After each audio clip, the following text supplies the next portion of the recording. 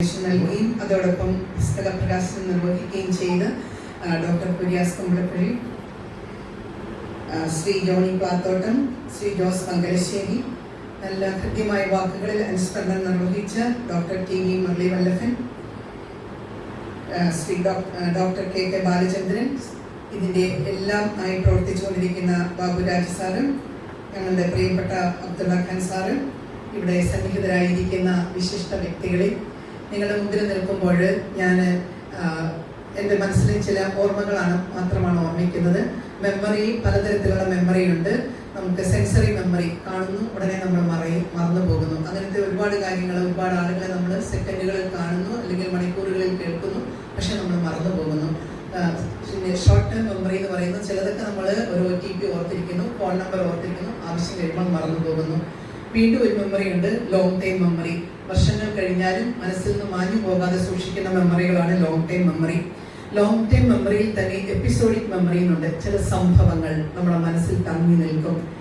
നമ്മുടെ മനസ്സിന്റെ ഡയറിയിൽ, മെന്റൽ ഡയറിയിൽ നമ്മൾ ഇൻഡെലിബിൾ ആയിട്ട് വായിച്ചു കളയാൻ സാധിക്കാത്ത വിധം തങ്ങി നിൽക്കുന്ന ഓർമ്മകളെയാണ് എപ്പിസോഡിക് മെമ്മറി എന്ന് പറയുന്നത്.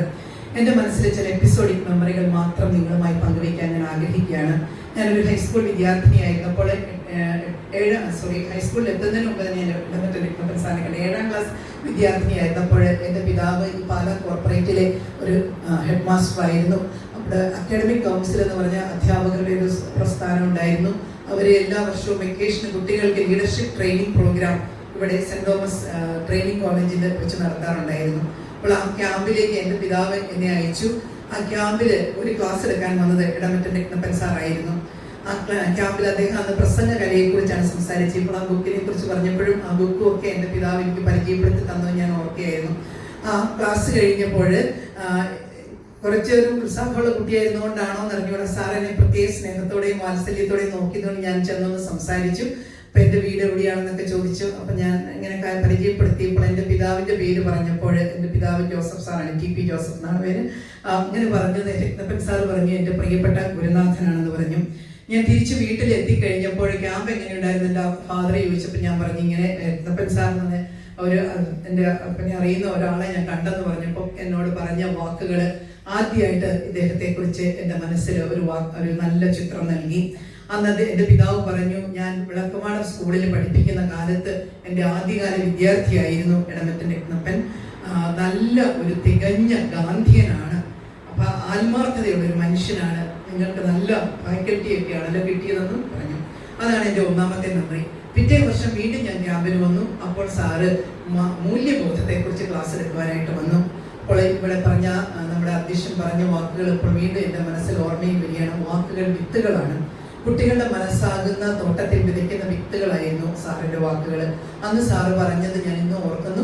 നമ്മുടെ ചിന്തകളും വാക്കുകളും പ്രവൃത്തികളും പൊരുത്തപ്പെടുമ്പോഴാണ് ഇന്നർ പീസ്, ആന്തരിക സമാധാനം, ഹാർമണി നമ്മൾ അനുഭവിക്കുന്നത് എന്ന് പറഞ്ഞു.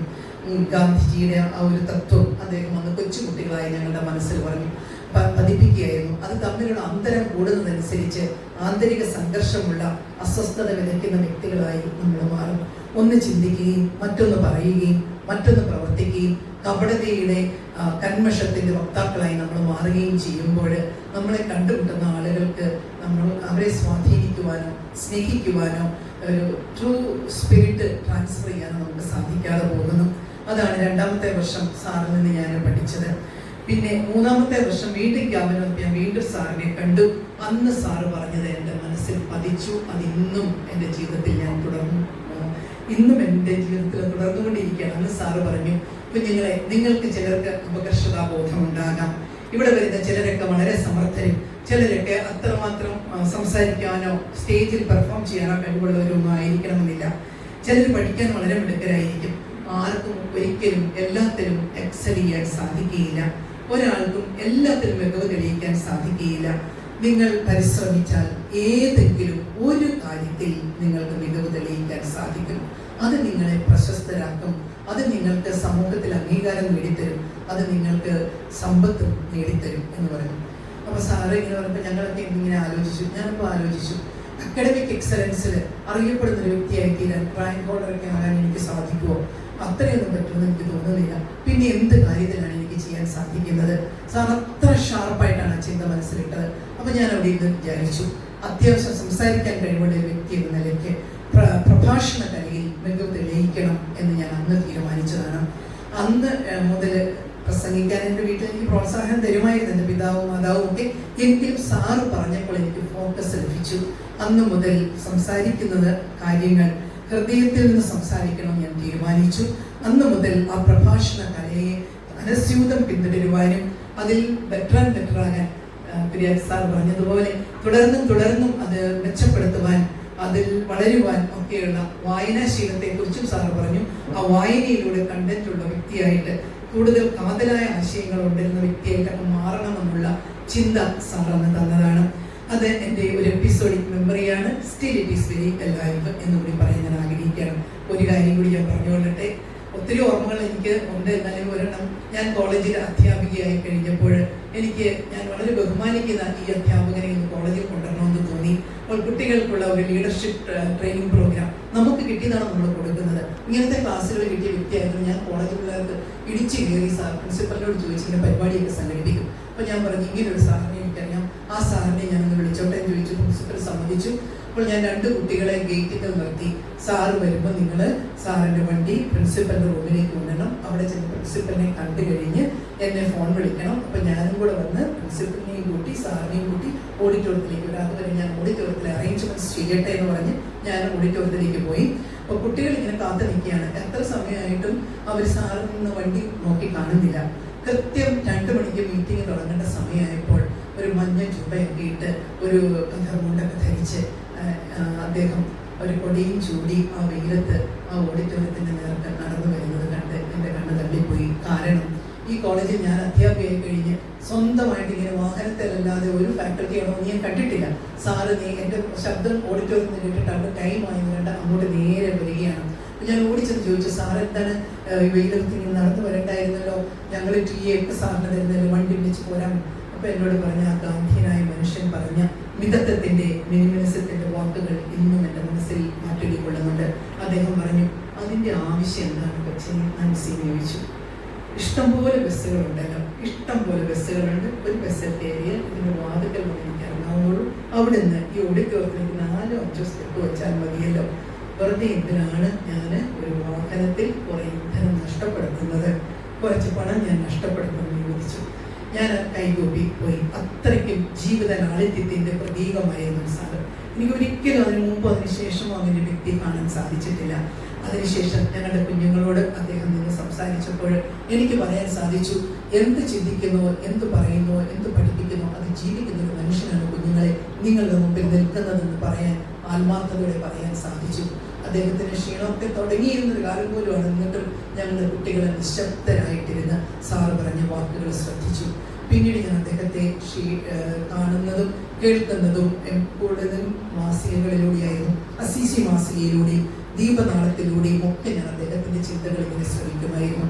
വാർദ്ധക്യത്തിലേക്ക് എത്തിയപ്പോൾ സന്ദർശിക്കുമ്പോഴൊക്കെ അനുഗ്രഹത്തിൻ്റെ വാക്കുകൾ പറയുന്ന ആ ഗുരുനാഥൻ. അങ്ങനെ ഇരിക്കെ അദ്ദേഹത്തിന് ഒരു ചാനൽ ഇൻ്റർവ്യൂ നടന്നു. ആ ഇൻ്റർവ്യൂവിൻ്റെ എനിക്കതൊന്ന് ഫോർവേഡ് ചെയ്തു നമ്മുടെ ബാബുരാജ് സാറ് അത് ഫോർവേഡ് ചെയ്തപ്പോൾ ഞാനത് കേട്ടപ്പോൾ എൻ്റെ കണ്ണുകളിൽ സന്തോഷാസ്ത്രങ്ങളുണ്ടായി. സാറിന് മനസ്സിലാകാത്ത ഒരു കാര്യം എനിക്ക് അത് കേട്ടപ്പോൾ മനസ്സിലായി. ഇദ്ദേഹത്തോട് ആളുകൾ ചോദിക്കുകയാണ്, എങ്ങനെയാണ് നിങ്ങൾക്ക് ഇങ്ങനെ ഒരു ജീവിതം തിരഞ്ഞെടുക്കുവാനായിട്ട്, ചാനലിൽ ഇൻ്റർവ്യൂ ചെയ്യുന്ന ആൾ ചോദിച്ചു, ഇങ്ങനൊരു ജീവിതം സമൂഹത്തിന് വേണ്ടി ഇങ്ങനെ ചിന്തിക്കുവാനും പ്രവർത്തിക്കുവാനും സംസാരിക്കുവാനും ഒക്കെയുള്ളൊരു പ്രചോദനം ലഭിച്ചത് എപ്പോഴാണ്, എങ്ങനെയാണ് ഒരു എഴുത്തുകാരനായി തീർന്നത് എന്നൊക്കെ ചോദിച്ചപ്പോൾ അദ്ദേഹം പറഞ്ഞ മറുപടി ഇതായിരുന്നു. ഞാൻ സ്കൂൾ കുട്ടിയായിരുന്നപ്പോൾ വിളക്കുമാടത്ത് സ്കൂളിൽ പഠിക്കുമ്പോൾ ഒരു ജോസഫ് സാറിനെ പഠിപ്പിച്ചിട്ടുണ്ട്. അദ്ദേഹത്തിൻ്റെ അടുത്ത് ഞാനൊരു കുഞ്ഞു കവിത എഴുതിക്കൊണ്ടിരുന്നു. ആ കവിത കാണിച്ചു കൊടുത്തു കഴിഞ്ഞപ്പോൾ സാർ അത് വായിച്ചിട്ട് എന്നെ ചേർത്ത് നിർത്തി എൻ്റെ തലയിൽ കൈവച്ചിട്ട് പറഞ്ഞു, കുഞ്ഞെ നീ അറിയപ്പെടുന്നവനായി മാറും എന്ന് പറഞ്ഞു. ആ ഗുരുനാഥൻ്റെ അനുഗ്രഹം എൻ്റെ ജീവിതകാലം മുഴുവനും എൻ്റെ മനസ്സിൽ ഞാൻ കൊണ്ടു നടക്കുന്നു. അതെനിക്ക് ഇന്നും എന്നും ഒരു പ്രോത്സാഹനമാണെന്ന് ആ ചാനൽ ഇൻ്റർവ്യൂവിൽ അത്തരം എക്സാക്ട് വേർഡ്സ് അല്ലെങ്കിൽ ഓൾമോസ്റ്റ് സെയിം ആണ് ഞാൻ പറഞ്ഞത്. അത് പറഞ്ഞ് അപ്പോൾ എനിക്ക് മനസ്സിലായി അത് മറ്റാരുമല്ല, എൻ്റെ പിതാവിനെ കുറിച്ചാണ് അദ്ദേഹം പറഞ്ഞത്. എൻ്റെ പിതാവ് മരിച്ച് 2.5 ദശാബ്ദങ്ങൾ കഴിഞ്ഞിട്ട് അദ്ദേഹം ഇപ്പോഴും ഒരു വിദ്യാർത്ഥി, അതും 80കളിലൊക്കെ എത്തിയ ഒരു വിദ്യാർത്ഥിയുടെ മനസ്സിൽ ജീവിക്കുന്ന കണ്ടപ്പോൾ എനിക്ക് കരയാതിരിക്കാൻ സാധിച്ചില്ല. അന്ന് ഞാൻ വിചാരിച്ചു, എങ്ങനെയായിരിക്കണം ഒരു അധ്യാപകൻ കുഞ്ഞുങ്ങളുടെ ഹൃദയത്തിൽ ജീവിക്കേണ്ടതെന്ന് ഉള്ള ഒരു തെളിവ് കൂടിയായിട്ട് എനിക്ക് തോന്നി. അത് പറഞ്ഞപ്പോൾ ഞാൻ എൻ്റെ പിതാവ് ആരെക്കുറിച്ചൊക്കെ നല്ലത് പറഞ്ഞു, അവരെയൊക്കെ ഞാൻ ഒത്തിരി സ്നേഹിക്കുകയും ബഹുമാനിക്കുകയും ചെയ്തിട്ടുണ്ട്. ഇപ്പോൾ ഈ ഇതുമായിട്ട് ഒത്ര ബന്ധമില്ലെങ്കിൽ ഞാൻ ഒരു കാര്യം കൂടെ പറഞ്ഞു. ഈ വേദിയിൽ ഉപവിഷ്ടനായിരിക്കുന്ന മുരളി വല്ലഭൻ സാറ് യുവ അധ്യാപകനായിട്ട് ഇവിടെ NSS കോളേജ് ചെത്തിമറ്റത്ത് ഉണ്ടായിരുന്നു. ആ കോളേജിൽ ആദ്യമായിട്ട് അധ്യാപകനായിട്ട് ചേരുമ്പോൾ റിട്ടയർ ചെയ്ത ഹെഡ് മാസ്റ്റർ ആയിരുന്ന എൻ്റെ പിതാവുടെ പ്രിൻസിപ്പലായിട്ട് കുറച്ച് നാൾ സേവനം ചെയ്തു. ഒരു ദിവസം വൈകുന്നേരം വന്ന് പറഞ്ഞു, നല്ല മിടുക്കനായിട്ടുള്ള അധ്യാപകനെ ഞാൻ കണ്ടു എന്ന് പറഞ്ഞു. ഞാൻ കണ്ടിട്ടൊന്നുമില്ല, ഇദ്ദേഹത്തെക്കുറിച്ചാണ് പറഞ്ഞത്. നല്ല വാക്കുകളിൽ നല്ല ചില കാര്യങ്ങൾ അദ്ദേഹത്തെക്കുറിച്ച് പറഞ്ഞു. നന്നായി സംസാരിക്കുന്ന നല്ല വിഷനുള്ള ഒരു അധ്യാപകനെ ഞങ്ങൾക്ക് കിട്ടിയെന്ന് പറഞ്ഞു. ഇതേപോലെ ഈ രണ്ടുപേരെ കുറിച്ച് എന്നോട് പറഞ്ഞിട്ടുണ്ട്. മുരളി വല്ലഭൻ സാറിനെ കുറിച്ച് പറഞ്ഞതിനേക്കാൾ കൂടുതൽ നേരിട്ട് വിദ്യാർത്ഥിയായ ഇടമറ്റൻ സാറിനെ കുറിച്ചും പറഞ്ഞിട്ടുണ്ട്. ഈ വലിയ മനുഷ്യൻ എൻ്റെ ജീവിതത്തിൽ നൽകിയ സച്ചിന്തകൾക്ക് വാക്കുകളാകുന്ന വിത്തുകൾ ഞങ്ങളുടെ എന്നെ പോലെയുള്ള വ്യക്തികളുടെ ഹൃദയത്തിൽ വിതച്ചതിന്, ആ വിത്തുകൾ മുളച്ച് ഇന്നും ചെറിയ തോതിലെങ്കിലും ഫലം പുറപ്പെടുവിച്ചുകൊണ്ടിരിക്കുന്നതിന് അദ്ദേഹത്തിൻ്റെ ആ വലിയ മനസ്സിൻ്റെ മുമ്പിൽ സാഷ്ടാംഗം പ്രണമിച്ചുകൊണ്ട് മുരളി വല്ലഭൻ സാറ് പറഞ്ഞതുപോലെ തന്നെ ഈ ലോകത്തിൽ അദ്ദേഹം കടന്നുപോയെങ്കിലും അദ്ദേഹം പ്രസരിപ്പിച്ച ഊർജം നമ്മുടെ ഇടയിൽ നമ്മളോടൊപ്പമുണ്ട്. നമ്മളെ സ്വാധീനിച്ചുകൊണ്ട് നമ്മളോടൊപ്പം ഉണ്ടായിരിക്കും. ആ സുമനസ്സിനെ ഒരിക്കൽ കൂടി നന്ദിയോടുകൂടി അനുസ്മരിച്ചുകൊണ്ട് എൻ്റെ ഇടയ വാക്കുകൾ ഉപസംഹരിക്കുന്നു. നന്ദി, നമസ്കാരം.